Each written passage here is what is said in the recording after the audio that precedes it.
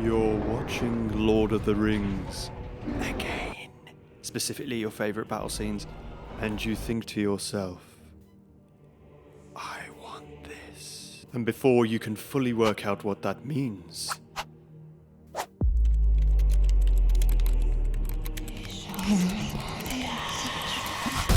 and then you're staring at what you've done. Shit.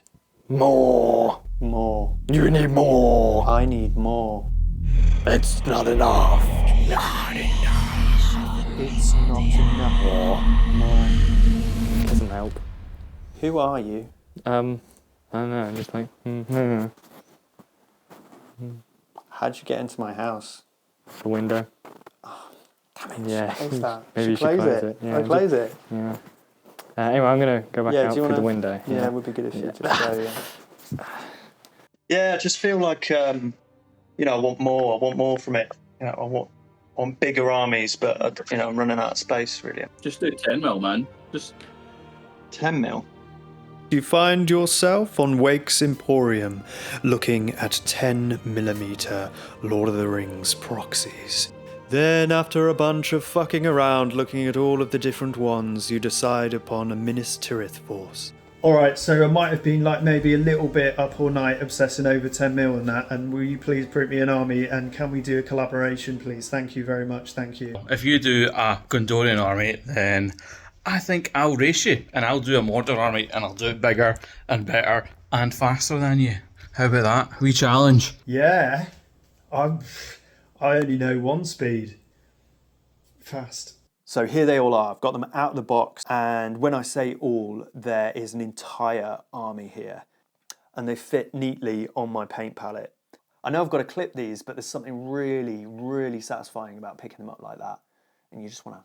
I wouldn't do that. It's resin, so it's very poisonous.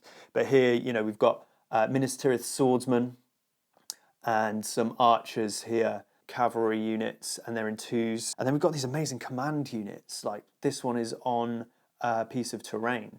Gandalf, got Boromir, we've got some artillery with these like Minas Tirith ballistas or whatever they're called, which is awesome.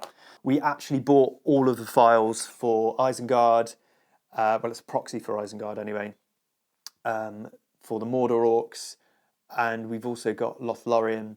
And Chris from Wake's Emporium seems to be updating these all the time, so I'm sure there'll be new factions available. And the quality of these is just amazing. Now I can have a battle of literally thousands on my dining room table.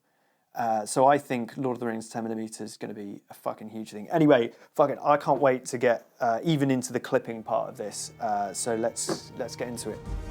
So you need some sandpaper, mold line remover, some files, do a bit of a drum solo obviously, craft knife, clippers, very important, and the stuff you're going to clip, most importantly. So this was quite a tedious process. There was a lot of scoring and removing of supports and the little tabs, and because resin is quite brittle, this can cause various issues, but that's okay, it's just part of the course. And this was a very long process. The time-lapse makes it look so nice and smooth, but this took ages, over a couple of days. But it was very satisfying to start lining them up. Even though they weren't painted yet, I was already enjoying the sense of scale and how nice they looked in these tight formations. So I was very much looking forward to getting them primed. Look at these, just tiny. And it was very fun to sort of march them onto the paint palette to get them outside for priming. I've got some bases here from War Bases, and we're going to start priming them in black. Don't foresee any problems here. Nice and simple, just priming them in black. And here's Rach displaying her new talent. Tired dancing? Not sure. And as they're mainly plate armoured across the board, I started to zenithal highlight some of them with a gunmetal. And then I noticed something quite fun. They were all completely fucked. So here we are again at the hobby disaster. Enjoy. I've had a complete fucking nightmare here, to be honest. I don't know if you can see this sort of dusty... I mean, some of it I didn't even notice, so just like... you know, pushed on with the silver. So yeah, this is the first fucking hobby disaster of the fucking thing, man. It was okay because JMac had some words of motivation for me. Fuck you. I'm going to win. Yeah, well... So it turns out that day when I was priming, it was over 90% humidity. I hadn't checked that. I didn't know that it would cause a massive problem, but now every time I prime, I check the humidity. That is a massively important thing to learn. And I did have to strip them. I only had isopropyl at the time, and I was feeling a bit of a time crunch because we were supposed to be having a race. So I stripped them all and started again. And it was demoralising, especially because I'd run out of primer and I was skint. So I had this primer and I was priming by hand, painting each individual one. And this is where the madness started to really sink in. But much like the garrison at Minas Tirith, I had to push through this feeling of absolute despair, and I oversprayed again with some gunmetal. And we find ourselves back at the start, kind of, again. So, you know. And here are the bases. I'm going to spray them trench brown. And here I am doing just that. I finally felt like I'd made some kind of progress. Having them laid out like this gave me a sense of how this thing is going to look at the end. I also did a test run for the paint job on the spearmen to give me an idea of how things are going to go before batch painting. And I definitely wouldn't regret painting the white trees of Gondor on the shield. Batch painting, starting with this Black Legion contrast. I'm going to mix it with some water in this container and I'm going to use it as a sort of wash across the board. This will bring down the shine and put a little bit of detail into all of the armour and weaponry. If you were wondering, there are 288 spearmen and there are 12 per base and there are 24 bases. And using some plate silvers, we're going to dry brush and bring back up the vibrancy in the silvers over the top of the wash, and this should be the final step for all of the armour. It's hard really to show how much difference this has made on camera, but it just makes them so much more vibrant. Now we're moving on to the blues and browns. The brown needs to be put over all of the base tabs and the spears. The spears are a nightmare to get to, but this is the first step in the brown and just makes it nice and dark. I'm going straight over the metallic here, which is a bit strange, but it makes sense in a later step. Same again with the blue contrast. Again, we're going to be seeing a bit of the metallics, but when we do the next steps, that's not going to be noticed. Okay, a fair bit into the process, and the race between me and John was on.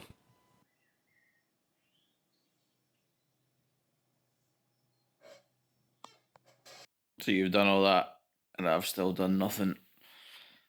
Oh, I need to get my finger out. At least you're base coating by hand, so... I may very well be priming by hand each one individually, but I've come up with a new efficiency method that I think is going to work fucking wonders. It's called the Wolverine. So I'm going to use a technique called being a fucking class at speed painting, and I'm going to go out to the pub and get pitched. yeah, well, I'm so confident in the Wolverine technique. I'm going to pop to town, go to the local hobby store, just chill out for a while. I might strip him again. Just paint and prime him again, you know, and still win. Probably. Ultimately, the Wolverine proved to be an ineffective technique, which is surprising.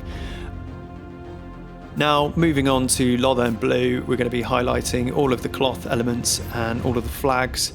At this point, it was really becoming very clear just how long this was all going to take, and you know, days and days elapsed whilst doing this process.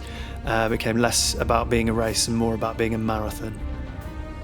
And now Fenrisian Grey to add some lighter highlights. I did use a little bit of dry brushing. Steel Legion Drab. drab being the operative term, because when you've painted 280 individual spears, sheaths, belt buckles, you start to get sick of painting the colour brown. And that's where I'm at now. And to be fair, watching this back is quite painful, I'm not going to lie. Having quite a lot of neural dissonance right now. Fuck, man, look at it, Jesus. But things are starting to come together, but I think we've all learnt a break here, so let's pop to Minas Tirith, yeah. Send these foul beasts into the abyss!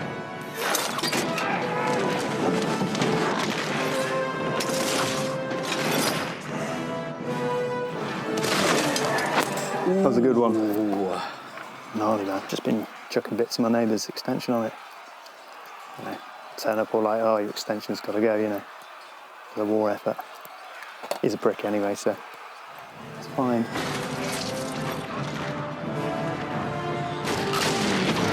Bro, this is so much better than guarding the toilets in the market. Yeah, it's been 6 years now we've been guarding that toilet after the incident with the gaffer's pig. Well, why are we even guarding toilets anyway? Who are we guarding the toilets from? Yeah, that is a good question. I think it's the same reason why they don't give us the standard uniform, you know. Just underappreciated, really, or... I don't think it's because we're arseholes. Do you think orcs even have toilets? What do you think? I don't think they really give a shit. No. I did see one shit into a catapult just before, you know, the heads thing, you know, that was a bad time.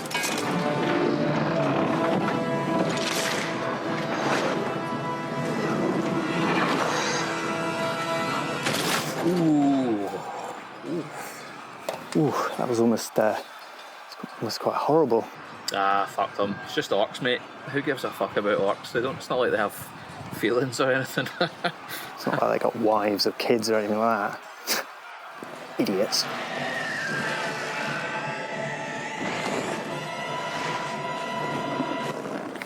Oh, Jesus. Oh, I've just shot myself there. Oh, yep, gonna have to get changed. You can't compete with that. Ah, well. Go on, Gandalf. Shall we back to the toilets? Acathelian Green on the scene, and we're going to go back in and cause ourselves even more pain and torment by painting all of the individual circle bits inside the spears and then highlighting them with blue as well, you know, just for some more anguish. And now even more anguish with painting each individual face, which to be fair is just like a blob of Cadian flesh tone. But some of the leaders and commanders and stuff have exposed faces, and I wanted to take them a little further, so I did. It's all very, very tedious, you know. And now on to gold. And there's a few little bits of gold trim, not absolutely necessary to do, but I think it just pops against the blue. And now onto Corax White to do something with a level of tedium that I can't even describe, and that is painting each individual white tree of Gondor on all of these 280 shields. Not as bad as the brown, but pretty bad. And now just a little bit of Reichland flesh shade over all of the flesh tones and the horns and things like that. Thank fuck, I thought. The spearmen are done. Time for swordsmen. And I'm going to start with highlighting all of the blue on the swordsman and also the flags. And you'll notice with the swordsman that they don't have anywhere near as much brown, and I was very happy about this. I spent quite a bit of time in this process talking to JMac, and here Adam Haig had popped in, and this helped keep me sane through this insane process. I've got a Patreon, and if you'd like to help the channel out, you could go and check that out and maybe consider becoming a patron. Yeah, we're just hanging out, and we're just doing stuff. What are you guys up to? You're just going to have moments of me having a mental breakdown as I ruin hours of work. John, what are you doing? You look like you're running away from a robbery or something. Shop. A special thanks and shout out here to my first 2 Patreons, Sean and Oddbeard. At this point, I was starting to smash through the swordsmen and getting through all of the dreaded brown bits and, of course, the dreaded White Trees of Gondor. It felt less bad this time. There were only 70. Do you know what I mean? Like, that's child's play at this point. And it was very satisfying to, again, line them up on the bases. Just never gets old. Another satisfying clump of Gondorians. Finally onto the Fountain Guard, and I was really looking forward to doing these. A lot of this will be the same process, but I'm going to do something a little bit different with these. But before we get to that, we're going to do just as we did before and get some plate silver and bring up the vibrancy a little bit in the metals. Blue cloaks again.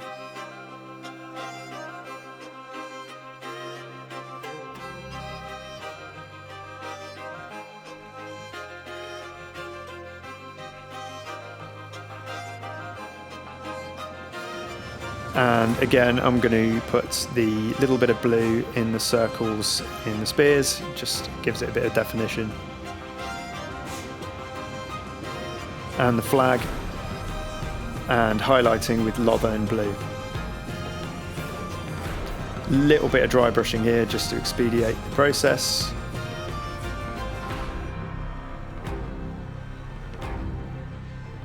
And same again with the flags. So here's what I'm going to do to make these a little bit different. I'm going to paint the front of their helmets gold and a little bit of the lower plate gold as well. It really pops against the blue. And I'm going to do the same with the White Tree of Gondor, but this time it's going to be gold just to offset it against the blue of the flag. I think it pops really well. There is a bit of brown, unfortunately, so we're going to have to do that. It's mainly the base tabs and, of course, the dreaded spear poles. These are easier to do because on these different to the spearmen, they were actually accessible and not hidden behind bits of shield and things like that, so it was far less of a headache.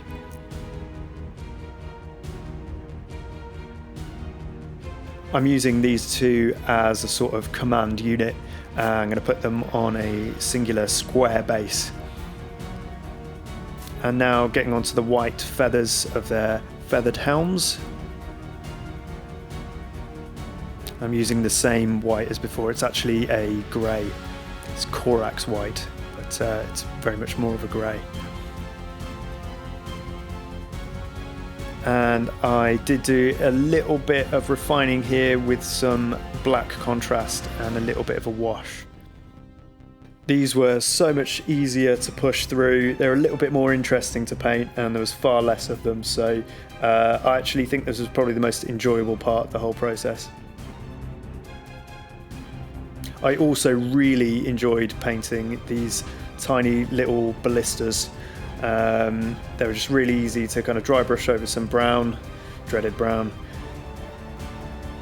and then using some plate silver just to pick out all of the metal bits. I'll be painting the crew separately and gluing them on later. Now onto the cavalry. Now I was kind of dreading these because there's a lot more detail and there's lots of horses, so we'll start with those. And I wanted to, just to make life really difficult for myself, paint the horses different colours. So tried to be sort of random with this, with the white, brown and black. It didn't take as long as I thought it would, and it was actually quite a joy to do. And it ended up giving it the sort of variation that I wanted. And then moving on to the flag and all of the blue bits as before.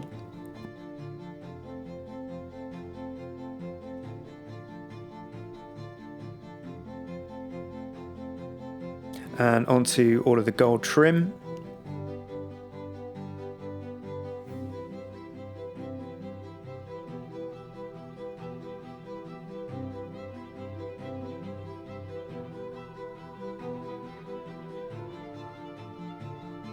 and the little bit of gold on the flag, and now highlighting the flag. Some of this was quite hard to film, they're so small and it's so hard to maneuver these into a place where they're easy to focus on or see, but they came together really nicely and I was really happy with those. Not at all like painting the spearmen or a lot of the other ones. And here we're on to the archers, and there were not as many of these, so I wasn't too daunted by this task. Again, really similar process as before. I started with the dark brown and the blue and then moved on to the Steel Legion drab.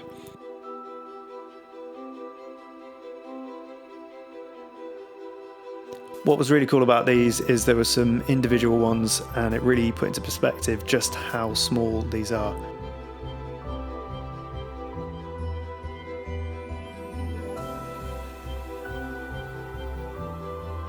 This was a very similar process to the Gondorian infantry, however there were a few different details like the feathers on the arrows, and that's it really. The rest is just the same, and it's the same colour scheme anyway, and then I just used a black wash over the top, and that did the trick. Now it's finally time to glue these all to the bases. Another task that I completely underestimated in terms of how much time it would take. The archers themselves didn't take too much time, and they look so good when they're finally on their bases, and being able to pick them up as a group like that is just another level of satisfaction. Now on to the Fountain Guard. These ones again didn't take too much time because there's not that many of them. Cavalry, pretty much the same. They were a bit fiddly to glue on and line up in a nice way, and I have to use super glue, so that in itself is a bit fiddly. And then onto the swordsmen. This took a little bit more time, even more fiddly. You've got to get them lined up properly, but again, so satisfying when they're done. And here they all are. I didn't even film doing the spearmen because they were just so tedious and it took so long, days. Now onto the basing. PVA, liberal application of almost neat PVA, a little bit of water, and then dipping it in my driveway special basing material that's been put in the oven to clean it of all nasties.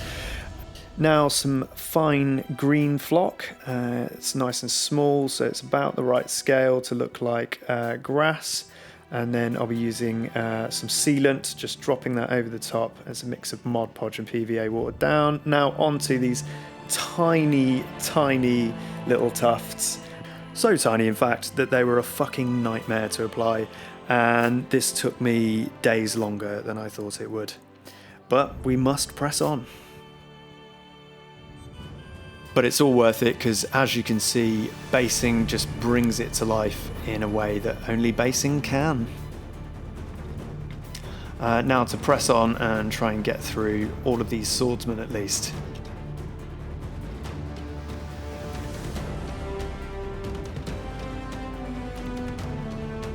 Now on to the Fountain Guard, same process as before.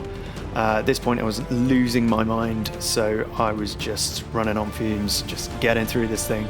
Each time a base got done, it was so worth it. So here's the from before, the ballistas with the crew on, which I love these little ballistas, I think they're awesome.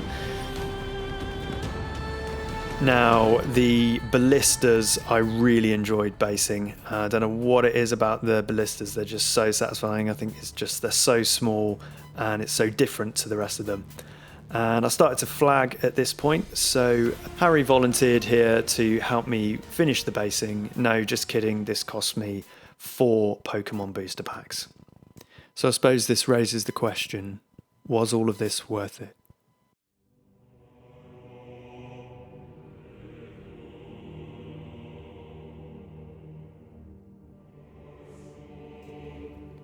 Placing the finished army out on the board was a feeling of satisfaction that I haven't felt for a long time. It reminded me of getting my first box of Lord of the Rings in the early noughties and finally finishing painting at least a few of them. They looked awful, obviously, but I thought, man, it would be so cool to have an entire army just like in the films. And I feel like now I'm finally at least close to that. And although it was a race initially, at this point it just didn't matter. I also ran out of time to do the individual heroes, so I'll cover that in a later video. And I mean, just look at this. What Lord of the Rings fan wouldn't want an army of at least this size? To be honest, I already want to quadruple this, even though it was a nightmare to put together. I feel like I've learned enough to make it more efficient next time. And I am really looking forward to learning the game and having my first huge battle on the tabletop. If you enjoyed the video, please consider liking and subscribing. If you fancy printing yourself your very own Lord of the Rings 10mm army, then there's a link in my description to Wake's Emporium shop, and you can buy the STLs from there. There's plenty of factions to choose from, and he's also got a Patreon that you can join and get access to exclusive content. Of course, this was a collaboration project with John from JMac's Armies of Middle-earth. But how did the Dark Lord of Speed Painting get on with his orcish horde? You can click here to find out.